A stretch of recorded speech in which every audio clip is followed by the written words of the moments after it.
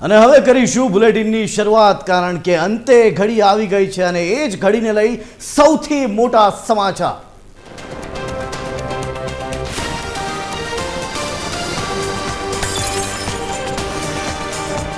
राज्य कैबिनेट विस्तरण ने लईने सौथी मोटा समाचार हाल आपना टीवी स्क्रीन पर।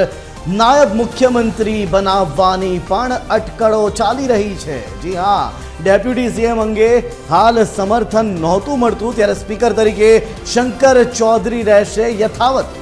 2 दिवस धारासभ्योने गांधीनगरमां ज रहेवा माटेनी सूचना पण आपी देवामां आवी छे, एटले के आवनारा 2 दिवस गुरु અને શુક્ર ખૂબ જ મહત્વના રહેશે।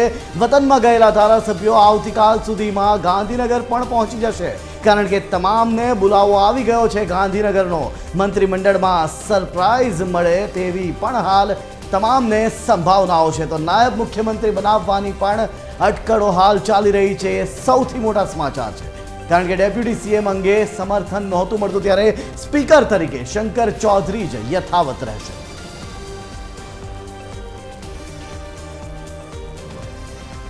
राज मामले विस्तार थी बात करवा माटे आपणी साथे जोड़ाई चुक्या छे एसोसिएट एडिटर सोनल। सीधा जईशुं सोनल पासे। सोनल, एक बाद एक मोटा समाचारों सामे आवी रह्या छे। विस्तरण ने लईने जे प्रकारे मिनिट बाय मिनिट एक पछी एक जे धड़ाकाओ नवा थई रह्या छे खूब ज महत्वना छे, अने तेमां ज एक नवी वात अथवा तो नवा मोटा समाचार सामे आव्या छे के जेमां जे नायब मुख्यमंत्री डेप्यूटी सीएम अंगे जे समर्थन नहोतुं मळतुं एने लईने सौथी मोटा समाचार छे। सौथी पहेला ए अंगे विस्तारथी जणावशो सोनल। एक પછી એક જે અપડેટ્સ છે તે વિસ્તરણના સંદર્ભમાં આવી રહી છે અને તે મુજબ જે છેલ્લી અપડેટ છે તે એ છે કે ધારાસભ્યોને 2 દિવસ માટે ગાંધીનગરમાં રોકાણ કરવાની જે સૂચના છે તે દંડક તરફથી આપી દેવામાં આવી છે। 16 અને 17 એમ 2 દિવસ માટે ધારાસભ્યોને ગાંધીનગર પહોંચવાની સૂચના છે અને તે મુજબ આવતીકાલ સાંજ સુધીમાં જે તમામ ધારાસભ્યો છે તે ગાંધીનગર પહોંચી શકે છે।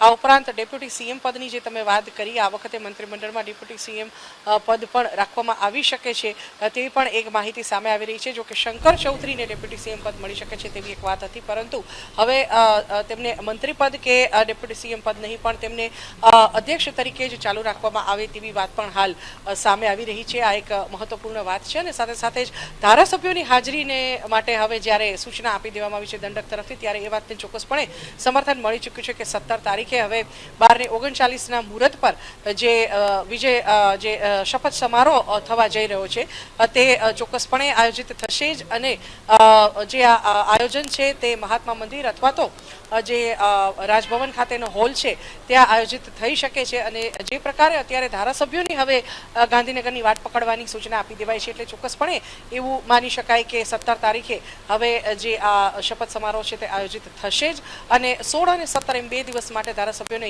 હાજરી આપવાની સૂચના જે છે તે દંડક તરફથી આપી દેવામાં આવી છે। સાથે સાથે જ મહત્વનું છે કે રાજ્યપાલ હાલ ગુજરાતમાં નથી, પરંતુ જે છેલ્લી અપડેટ આવી છે તે મુજબ તેઓ આવતીકાલે સાંજે 7 વાગ્યે ગુજરાત પહોંચી રહ્યા છે અને તેમના આવ્યા બાદ જે 17 તારીખે એટલે કે શુક્રવારે સવારે 12:39ના મુહૂર્ત પર જે આ શપથ સમારોહ છે તે આયોજિત થવાનો છે। મહત્વનું છે કે જ્યારે નવા મંત્રીઓને સ્થાન આપવાની વાત હોય તો જે નવા મંત્રીઓને જાણ કરવાની થાય છે તે ટેલિફોનિક સૂચના જે છે તે પણ આવતીકાલ મોડી રાત સુધીમાં તમામ મંત્રીઓને સૂચના આપી દેવામાં આવે તેવી પણ જે વાત છે તે સામે આવી છે। અને તે અંતર્ગત એક લેટેસ્ટ અપડેટ એ છે જય કે જે રાષ્ટ્રીય મહામંત્રી છે ભાજપના સુનિલ બંસલ તેઓ અહીંયા પહોંચી રહ્યા છે ગુજરાત ખાતે અને તેમના તરફથી જે આ ફોન સહિતની જે સૂચનાઓ છે તે તેમના તરફથી કરવામાં આવશે। જે આયોજન શપથ સમારોહનું થવા જઈ રહ્યું છે તેમાં તેઓ ઉપસ્થિત રહી શકે છે અને આ એક મહત્વપૂર્ણ સમાચાર જે એક્સક્લુઝિવ ટીવી 13 પર આપ સાંભળી શકો છો કે જે સુનિલ બંસલ છે તેઓ અહીંયા પહોંચવાના છે, મહામંત્રી છે અને જે તેમની શપથ સમારોહની જે કામગીરી છે તેમાં તેમનો એક મહત્વપૂર્ણ જે રોલ છે તે રહી શકે છે। આવી પણ એક માહિતી સામે આવી છે।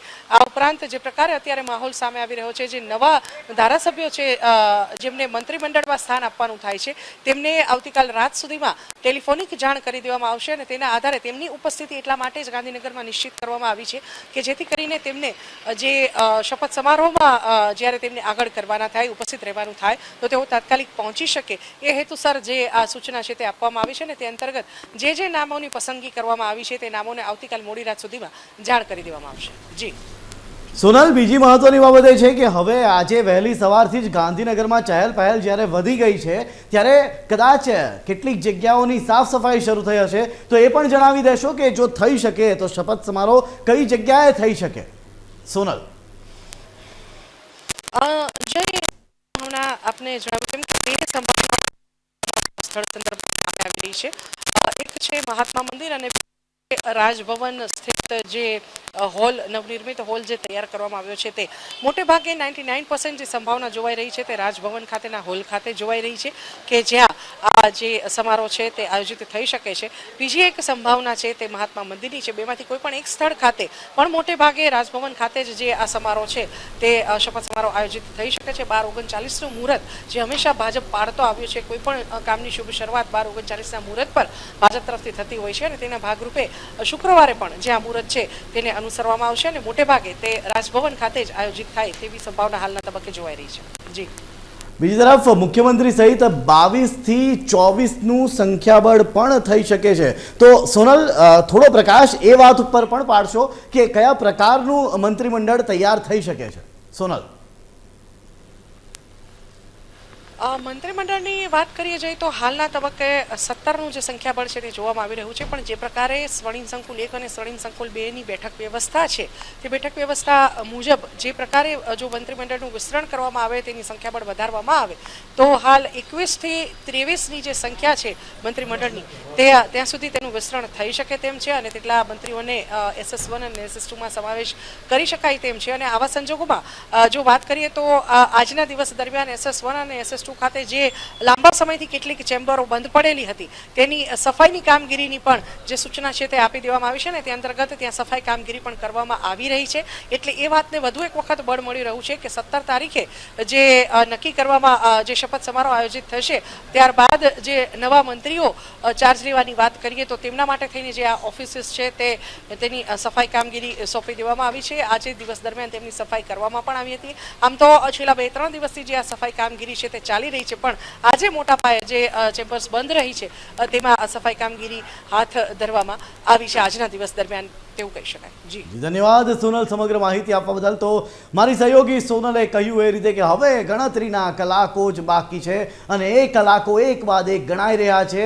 ટૂંક જ સમયમાં એમ કહી શકાય કે આવનારા 24 કલાક ખૂબ જ મહત્વના રહેશે, કારણ કે આ 24 કલાકમાં ધારાસભ્યોને એક બાદ એક કોલ જશે અને એક બાદ એક કયા ધારાસભ્યોને અથવા તો કોને કયું મંત્રીમંડળ મળ્યું છે અથવા તો કોને કયું પદ મળ્યું છે, બસ એ જ સમાચાર જોવા માટે આપ પણ સતત જોતા રહો અમારી સાથે અને આ જ સમાચાર ઉપર અપડેટ લેતા રહો TV13 ગુજરાતી.